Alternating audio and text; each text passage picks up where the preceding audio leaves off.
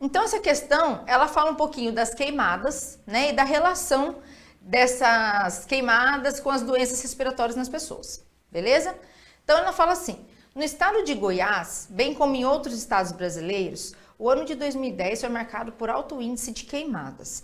Elas ocorrem não apenas em áreas particulares, mas também em áreas públicas de preservação ambiental, como, por exemplo, Parque Estadual das Emas, Parque Estadual da Serra dos Pirineus, Parque Nacional da Chapada dos Veadeiros e Parque Ecológico Altamiro de Moura Pacheco. Uma consequência ambiental a curto prazo desse tipo de impacto é... Então, o que a gente tem que pensar? Aqui, o que ele falou pra gente, né? Questão 1. Questão 1, ele falou ali que nesses ambientes, nesses lugares aí, tem muitas queimadas.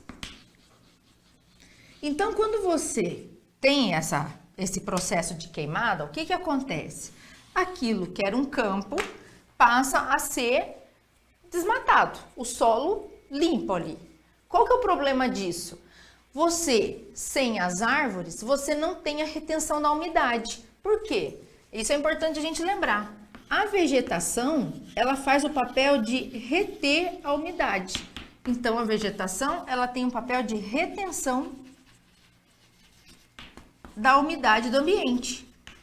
Se você retira as plantas dessa região, você não vai ter as raízes para segurar a água, você não vai ter essas plantas para manter uma umidade e uma temperatura agradável nesse ambiente. Então, qual que é a tendência? Virar um ambiente muito seco.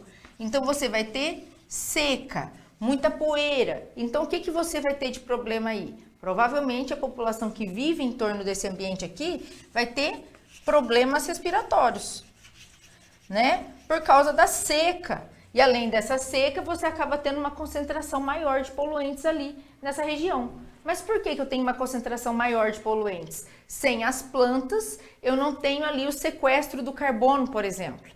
Né? Carla, o que é sequestro do carbono? Seria a planta, quando ela faz fotossíntese, ela retira o gás carbônico da atmosfera e vai prender esse gás nos seus tecidos, né? Porque ela vai fazer a glicose e essa glicose vai ser armazenada na planta. Então, é uma forma de você retirar esse gás carbônico do ambiente e deixar ele fixo ali na planta, tá bom? Então, a gente pode pensar em problemas respiratórios. Vamos olhar as afirmativas e ver o que ele fala aqui. Então, ele fala assim, a curto prazo, uma consequência ambiental a curto prazo desse tipo de impacto é, letra A, destruição da camada de ozônio com aumento da incidência de raios ultravioleta e de câncer de pele. Então, quando eu retiro a mata, eu estou deixando uma concentração maior de gás carbônico na minha atmosfera. O principal gás relacionado com a destruição da camada de ozônio é o CFC, que é o clorofluorcarboneto. Tudo bem? Ou clorofluorcarbono, tá?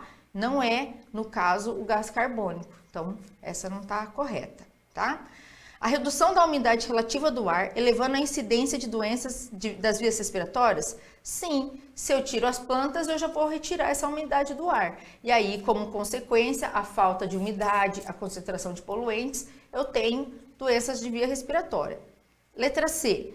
O controle de espécies vegetais invasoras de pastagem, reduzindo gastos de manejo agropecuário. Mas ele fez queimada, não tem nem como ter, né, espécies invasoras ali. Ele queimou, matou tudo, né? D. Acúmulo de matéria orgânica no solo, melhorando sua fertilidade? Não. Quando ele faz a queimada, ele acaba retirando essa cobertura de nutrientes aqui do solo. Então, é uma outra coisa que empobrece o solo, é a queimada. Então, não tem acúmulo de matéria orgânica melhorando a fertilidade, não, tá? E aí, transferência de água subterrânea para alimentar rios temporários, aumentando a fauna aquática local. Não também. Por quê? Se eu retiro a camada vegetal, eu não tenho as raízes que vão manter a umidade. Então, a tendência, na verdade, é a gente acabar perdendo água e não acumulando água. Tudo bem? Então, por isso, a resposta certa é a letra B.